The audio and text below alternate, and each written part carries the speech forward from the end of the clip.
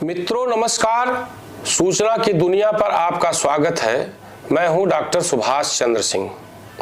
मित्रों, आज नवरात्र का दूसरा दिन है। मां के ब्रह्मचारिणी स्वरूप की आपने पूजा कर ली होगी। आप सब लोगों को बहुत बहुत शुभकामनाएं। आज मैं पुनः केजरीवाल पर यह एपिसोड बनाने जा रहा हूं, इसलिए कि मैंने एक बार कहा था ना कि केजरी अनंत, केजरी की कथा अनंता। ये स्थिति केजरीवाल की हो गई है, जो दिल्ली के मुख्यमंत्री हैं और तिहाड़ जेल में बंद हैं। अखबार हो, टीवी हो, यूट्यूब चैनल हो, केजरी ही केजरी छाए हैं। लोकसभा का चुनाव चल रहा है। नरेंद्र मोदी और भारतीय जनता पार्टी के प्रचार के अलावा कहीं कोई प्रचार दिख नहीं रहा है, और वो भी जो है उसको उतना प्रचार नहीं मिल रहा है जितना मिलना चाहिए, इसलिए कि केजरीवाल की कथा जो है अभी जारी है। कल हाईकोर्ट ने उनकी गिरफ्तारी को वैध ठहराया और तब से लेकर अभी तक जो है केजरीवाल ही छाए हुए हैं। लेकिन नेगेटिव अर्थों में इसका आपको सबसे ज्यादा घाटा हो रहा है, और उसके खिलाफ खड़ी हुई भारतीय जनता पार्टी, उसके भ्रष्टाचार के खिलाफ खड़ी हुई भारतीय जनता पार्टी को सर्वाधिक फायदा हो रहा है। सर्वाधिक जो जितना इनका नेगेटिव प्रचार हो रहा है, उतना ही भारतीय जनता पार्टी को राजनीतिक रूप से फायदा होने जा रहा है। अब मैं एपिसोड की शुरुआत करता हूं। कबीरदास जी ने कहा था, समाज सेवी थे, समाज के लिए काम करते थे। कबीरा खड़ा बाजार में लिए लुकाठी हाथ, जो घर फूंके आप रो चले हमारे साथ। चूंकि वो समाज कार्य करते थे, उनका कहना था कि जो कबीरदास जी के साथ खड़ा होगा, जो कबीरदास के साथ खड़ा होगा, जो काम करना चाहेगा, उसको घर बार की बहुत चिंता नहीं करनी होगी।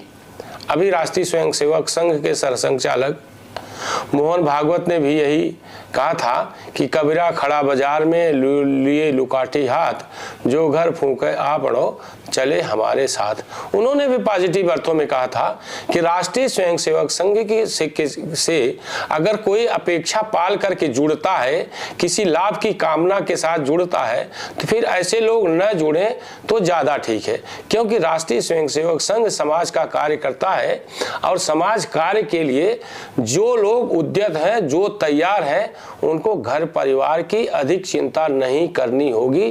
तभी वो पूरी तरह से संघ के साथ जुड़ सकते हैं, काम कर सकते हैं। लेकिन यहां तो उल्टा है। इसी कहावत को केजरीवाल के संदर्भ में थोड़ा निगेटिव मैं उसको एक रूपक के रूप में दे रहा हूं। कबीरा खड़ा बाजार में लिए लुकाठी हाथ की जगह मैं कर दे रहा हूं, केजरी खड़ा बाजार में लिए लुकाठी हाथ, जो घर फूंके आप रो चले आपके साथ।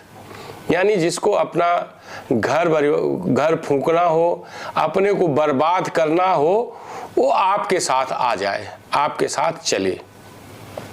ये कहावत इस रूप में मैं कह रहा हूं कि जो केजरीवाल से जुड़े वो बर्बाद हो गए।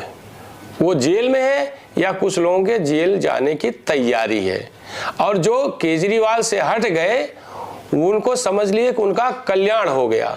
कल्याण जैसे अन्ना हजारे सबसे पहले अलग हुए। जब आप पार्टी बनी तो अन्ना हजारे अलग हो गए। अब वो अपना राणेगल सिद्धि, जो उनका गांव है महाराष्ट्र में, वहां अपने सेवा कार्य में जुटे हुए हैं। वो मुक्त हो गए। अब केजरीवाल के साथ जो लोग जुड़े थे, जो निराश हुए और अलग हो गए, उनका कल्याण हो गया। जैसे मैं कुछ नाम उस समय जो बहुत सक्रिय थे उनको मैं कहूँगा, जैसे प्रशांत भूषण वकील, कुमार विश्वास कवि, आशुतोष पत्रकार, योगेंद्र यादव चुनाव एनालिस्ट, ये सब लोग हट गए या केजरीवाल ने हटा दिया, ताकि भविष्य की राजनीति में उनके लिए बाधा न बने। जो हट गया, जैसे प्रशांत भूषण वकील है तो उनकी वकालत जो है चमक उठी। कुमार विश्वास का कवि सम्मेलन चरम पर है और उन्होंने तो अब तो अपने अपने राम का जो एपिसोड शुरू किया हुआ है, पूरे देश में उसकी भारी डिमांड है। स्वयं कुमार विश्वास कहते हैं कि हर साल वह 2 करोड़ से अधिक जो है वो इनकम टैक्स भरते हैं। इसका मतलब कि जबरदस्त जो है उनके कारोबार में उछाल हुआ है। आशुतोष पत्रकार थे, जुड़े थे, वामपंथी विचारधारा के हैं। चांदनी चौक से उन्होंने चुनाव भी लड़ा था, हार गए थे, उनका मोह भंग हुआ, पुनः वो पत्रकारिता में लौट आए और उन्होंने वो अपना खुद का एक यूट्यूब चैनल चलाते हैं जो निगेटिव है, पॉजिटिव है, लेकिन अच्छा चल रहा है। और टीवी चैनलों पर भी जो है वो आते रहते हैं। योगेंद्र यादव पुनः अपनी दुनिया में लौट गए और अब वो कांग्रेस के समर्थन में आ गए हैं। फिलहाल वो बर्बादी से बच गए।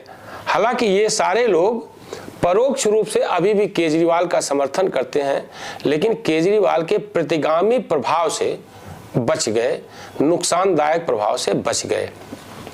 और जो लोग जुड़े रहे या नए जुड़े, लाभ के कारण, राजनीतिक लाभ के कारण, आर्थिक लाभ के कारण, प्रतिष्ठा के लिए, वो सब बर्बाद हो गए या बर्बाद होने की कगार पर हैं।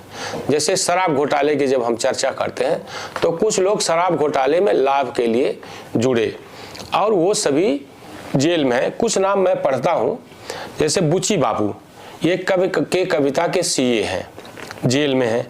राजेश जोशी, ये प्रोडक्शन कंपनी जो चैरियट प्रोडक्शन कंपनी है उसके जो है निदेशक रहे हैं।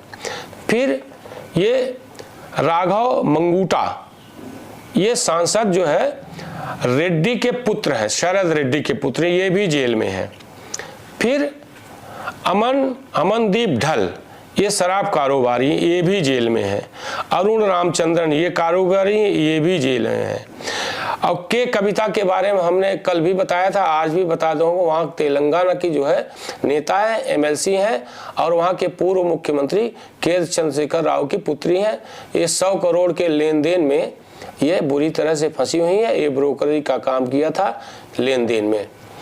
और उसके अलावा जो है दिनेश अरोड़ा, राधा इंडस्ट्रीज के निदेशक, ये भी जेल में है। अब ये सब तो शराब घोटाला किया है और उसमें लाभ लिया है, ये सब लोग जेल में है। यानी लाभ की दृष्टि से जुड़ने वाले लोग जेल में है, लगभग बर्बादी की कगार पर है। अब मैं राजनेताओं की बात करता हूं जो केजरीवाल के साथ जुड़े रहे या जिनको केजरीवाल ने अपना मानकर के जोड़ा और उनके अपने हैं भी। मनीष सिसोदिया, उनके बहुत पुराने मित्र हैं, इंडिया अगेंस्ट करप्शन के साथ साथ उनसे जुड़े रहे, पूरे एनजीओ को वो चलाते रहे उनके साथ। वो जेल में है, डिप्टी चीफ मिनिस्टर थे, इस्तीफा दे दिया, 14 महीने हो गया जेल में। सत्येंद्र जैन पुराने साथी हैं, शराब घोटाला नहीं, किसी अन्य मामले में जेल में बंद है। मुख्यमंत्री केजरीवाल खुद जेल में बंद है और ईडी ने, इन्फोर्समेंट डायरेक्टरेट ने शराब घोटाले में इनको किंग पिंग कहा है, यानी घोटाले का सरगना कहा है। सत्येंद्र जैन तक हमने कर दिया। और जो अब जाने वाले लोग हैं जेल में, जिनका नंबर है जेल में जाने का, जिनसे ईडी पूछताछ कर रही है या भविष्य में पूछताछ कर सकती है, जिनका नंबर आने वाला है। एक नाम मैं भूल गया, संजय सिंह का, पुराने साथी हैं, वो भी शराब घोटाले में जेल गए। 182 दिन बाद उनकी जमानत हुई और वो अब बाहर हैं और वो दहाड़ रहे हैं। वो कब जेल चले जाएंगे कुछ नहीं कहा जा सकता है। अब जो जेल जाने वाले हैं मंत्री हैं, आतिशी मरलेना इस समय खूब दहाड़ रही हैं, सौरभ भारद्वाज खूब दहाड़ रहे हैं, कैलाश गहलोत, ये तीनों मंत्री हैं। कैलाश गहलोत से तो ईडी पूछताछ कर भी चुकी है। और ये जो नायर था, जो मुख्यमंत्री के कैंप ऑफिस से काम करता था, इन्हीं कैलाश गहलोत के ऑफिस घर पे रहता था, इनके आवास पर रहता था, इनको आवंटित आवास पर। दुर्गेश पाठक एमएलए, इनसे ईडी पूछताछ कर चुकी है। कैलाश गहलोत से भी पूछताछ कर चुकी है। विभव कुमार जो निजी सचिव हैं, सचिव रहे और जिनसे जेल में अब भी अरविंद केजरीवाल मिलते हैं, ईडी इनसे पूछताछ कर चुकी है, कर रही है, जेल जा सकते हैं। राघव चड्ढा राज्यसभा सदस्य हैं, इस समय लंदन में हैं। जब आएंगे निश्चित तौर पर उनको जेल जाना ही होगा। स्वाति मालीवाल लगातार 9 साल से दिल्ली महिला आयोग की अध्यक्ष हैं, वो भी इस समय विदेश में है। इनके भी जेल जाने की बारी आ रही है। अमानतुल्लाह खां आपके विधायक हैं, घोर सांप्रदायिक हिंदू विरोधी। जब ट्रंप आए थे उस समय जो दिल्ली का दंगा हुआ था जिसमें 2 दर्जन से अधिक मारे गए थे और केंद्रीय पुलिस बल के एक ड्राइवर को मतलब चाकुओं से गोद कर मार डाला गया था, उस केस में अमानतुल्लाह जो है मुख्य आरोपी हैं, जेल में जा चुके हैं और उसमें उनको सजा होगी ही होगी। अभी वक्फ बोर्ड के ये चेयरमैन है, दिल्ली वक्फ बोर्ड के, जिसको केजरीवाल ने पल्वित और पोषित किया है। ऐसे अमानतुल्लाह खां से वक्फ बोर्ड की संपत्ति को अवैध रूप से बेचने का आरोप है, उनसे ईडी पूछताछ कर चुकी है। ये इनके भी जेल जाने की बारी आ गई है।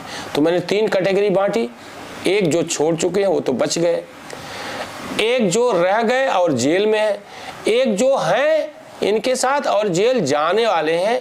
ये 3 कैटेगरी हमने बांटी है। आप ये मान कर चलिए कि अगला 2 महीना बहुत नाजुक दौर से गुजरेगा आपके लिए, और आपके इनमें से अधिसंख्य नेता जेल में होंगे। इस एपिसोड में बस इतना ही। आपसे अनुरोध है कि जो लोग भी सूचना की दुनिया को देख रहे हैं, जिन्होंने सब्सक्राइब नहीं किया है वे सब्सक्राइब करें, बेल आइकन दबाएं, लाइक करें, कमेंट करें और शेयर जरूर करें। आप सभी लोगों का बहुत बहुत आभार, बहुत बहुत धन्यवाद। आप इस YouTube चैनल को लाइक करिए, सब्सक्राइब करिए, कमेंट करिए और शेयर जरूर करिए।